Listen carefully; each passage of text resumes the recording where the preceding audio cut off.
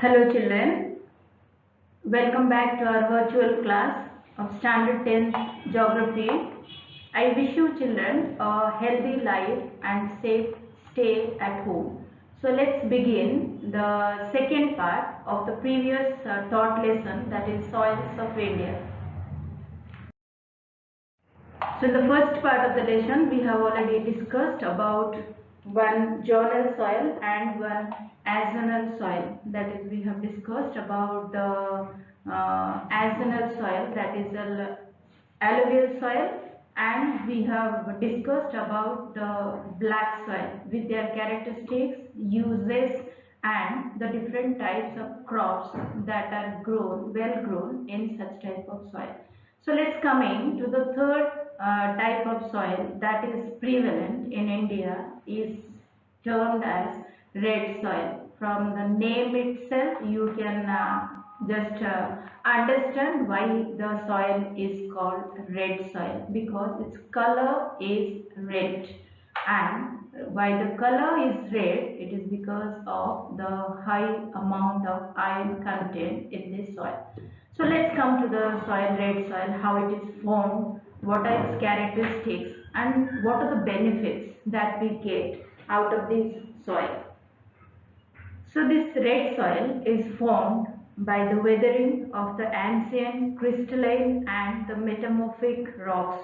In our chapters, previous chapters of previous classes, we have read about the types of rocks, different types of rocks we have, like igneous rocks, we have sedimentary rocks, then we have metamorphic rocks. So this red soil is the result of the disintegration of metamorphic rocks, and this is generally red, but other variations of color is also available. Not only red soil is found in red color, rather it is also found in other different colors like brown, yellow, chocolate and gray. So coming to this red soil, it is formed, as I have told you, due to the weathering of ancient crystalline and the metamorphic rocks. What are the basic characteristics that make the soil to be a useful one for human as well as the plant life? So let's come to the characteristics of this soil. So this the color of the soil is mostly red due to high content of iron oxide, and it is poor in lime, phosphates, nitrogen and humus. So red soil is rich in potash and it is mainly composed of sandy loams. Hence, it is loose soil with coarse texture. So on the upland, this soil is thin and sandy or stony, but in the lower areas, it is relatively more fertile. So being less fertile, as it has high content of iron oxide, it responds to fertilizers, though it is less fertile, but it will properly apply fertilizers in this soil, and with the proper provision for irrigation facilities, the soil gives excellent yield. So these are the characteristics of red soil. So it is found especially in the states of Tamil Nadu, parts of Maharashtra, Karnataka, Telangana, Madhya Pradesh, Chhattisgarh, Odisha, Bihar, Jharkhand, Uttar Pradesh, few parts of Rajasthan, and most of the northeastern states of Nagaland, Manipur, Mizoram, Tripura and Meghalaya.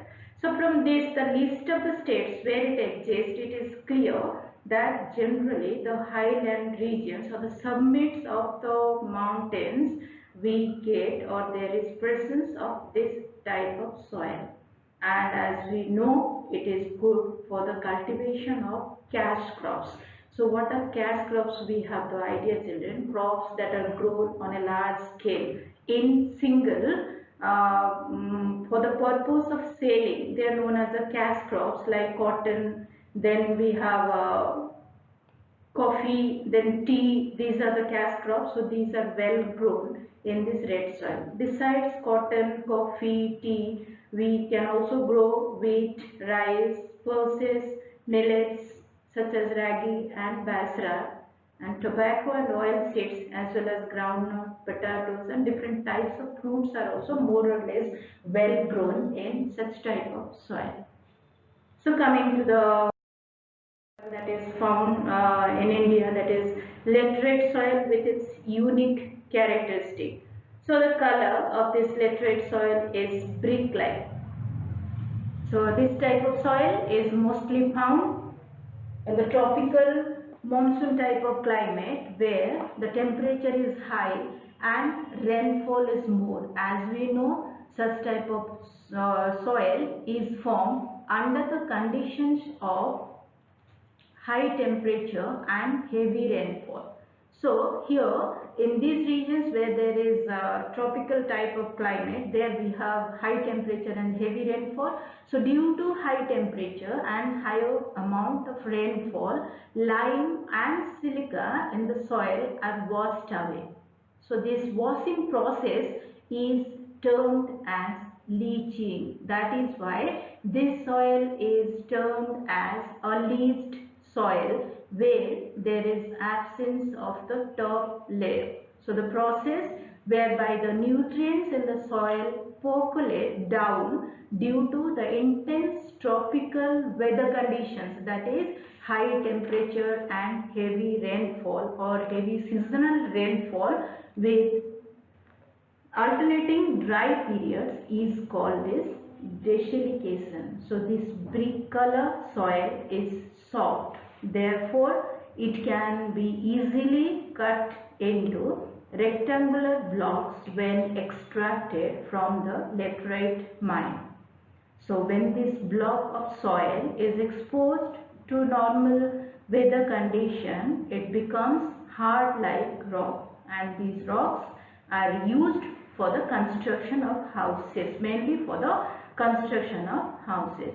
So coming to the characteristics of this laterite soil, as we have already discussed, children, types of soil under the types of soil zonal and axonal. It is a zonal soil or an in situ soil that is found at the place of formation.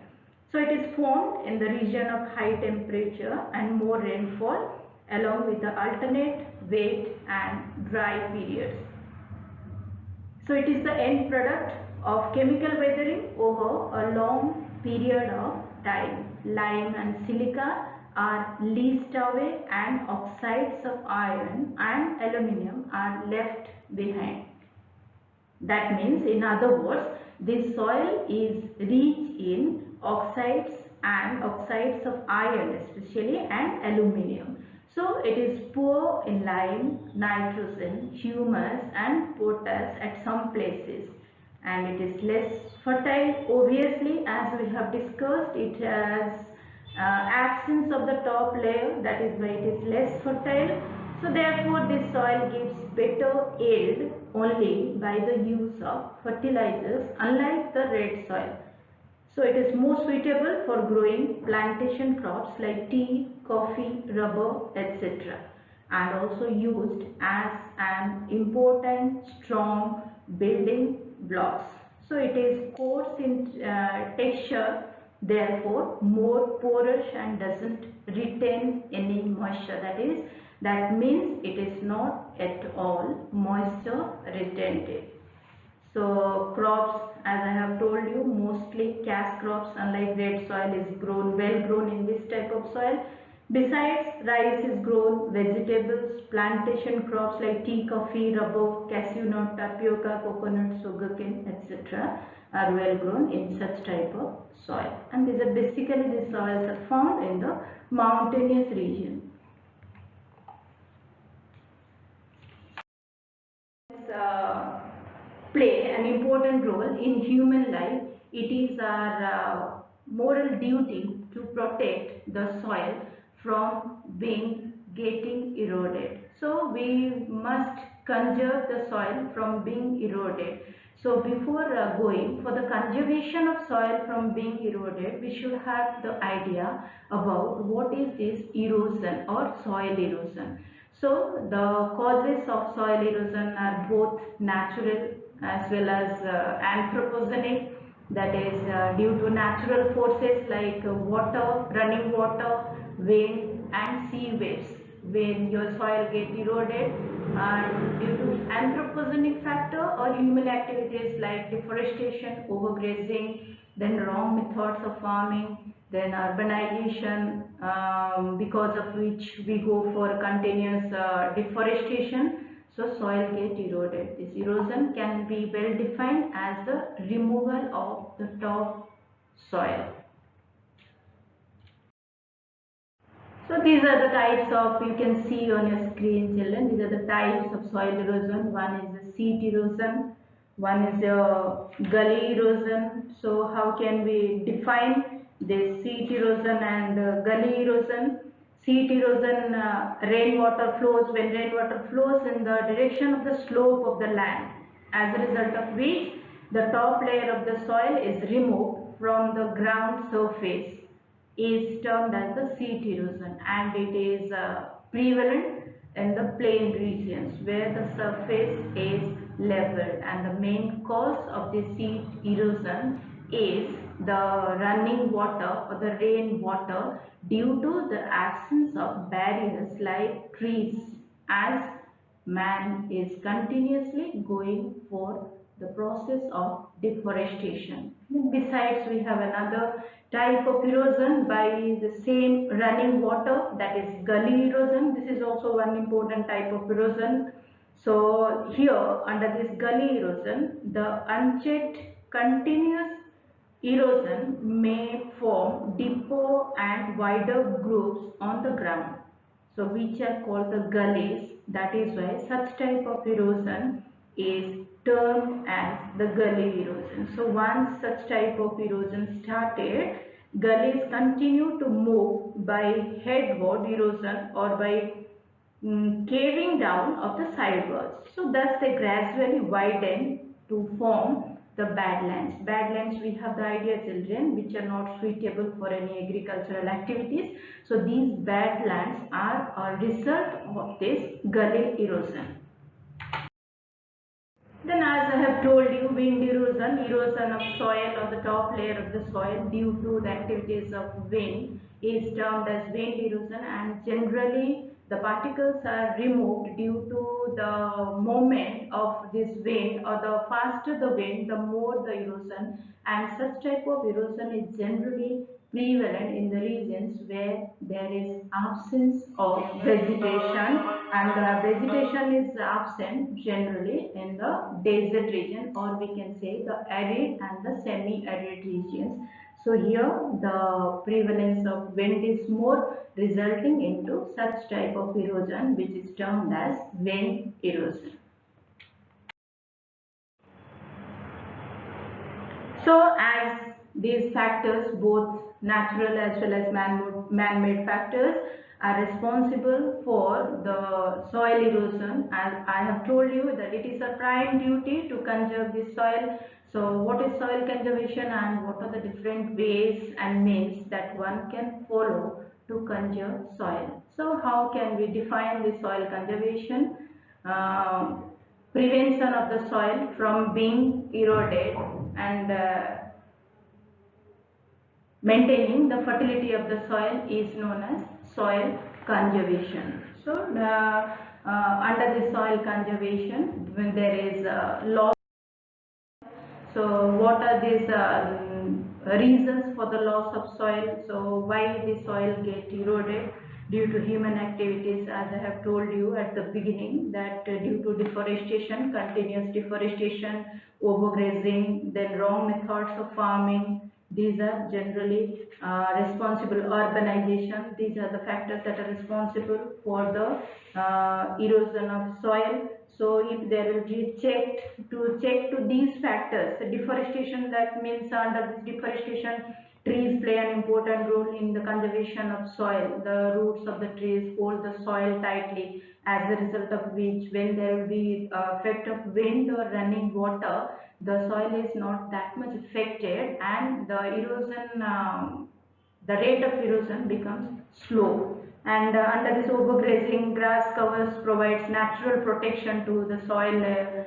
So it is essential for livestock. So in normal conditions, the amount of grass consumed by the animals is replaced naturally as a part of natural balance. But overgrazing or overconsumption of this grass by this livestock that exposes the soil, leading to soil erosion. Besides, another reason that is the wrong methods of farming. Plowing of land converts compact soil clumps into loose, and it separates the soil particles.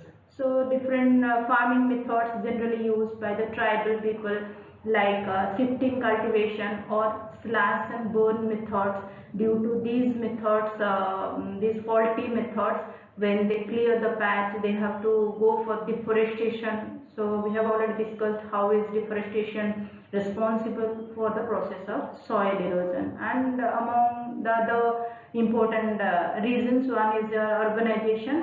Under this urbanization, again for the construction purpose or to increase the number of cities or habitations, man nowadays is clearing the forest, due to which also soil is getting eroded. So it is a basic duty, or it is prime duty as a part of the earth to conserve the soil. So what steps one can follow to conserve the soil? Here are the different steps that can be followed to conserve soil. That is afforestation, which can be well defined as the growing of more and more trees. That is known as afforestation. Both the government is also nowadays taking initiatives by introducing the schemes like Vana Mahotsav, Chipko movement, Epico movement. These are the different schemes introduced by the government under this afforestation in order to increase the forest cover in the country. Then we have proper farming techniques. As I have told you, proper farming techniques, we should avoid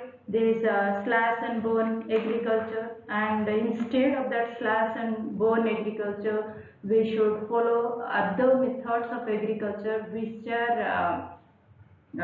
will not become the reasons for the erosion of the soil, like contour plowing, then terracing, then street cultivation. These are the different farming methods or farming techniques that can be followed in order to protect the soil from being eroded. Besides that, as overgrazing is a factor for the erosion of soil, it can be restricted. That is restriction on grazing, then construction of small embankments in the gullies in order to avoid the gully erosion, then drought prone area program that can be introduced by the government in collaboration with the public. So these are the different methods to conserve soil. If such methods will be adopted in a proper way, then one of the most important resources that play an important role in our life can be protected easily, and the futures will be safe. So this is here we come to the end of the lesson. Thank you.